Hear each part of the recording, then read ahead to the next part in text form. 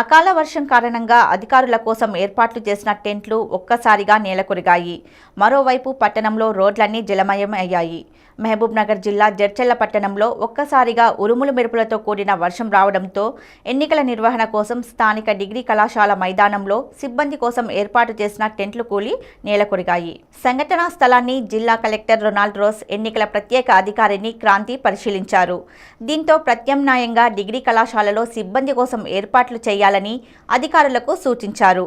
మరోవైపు కురిసిన వర్షానికి పట్టణంలోని పలు ప్రాంతాలలో రోడ్లన్నీ జలమయం అవడంతో వాహనాల రాకపోకలకు అంతరాయం ఏర్పడడంతో స్పందించిన అధికారులు తక్షణ చర్యలు చేపట్టారు.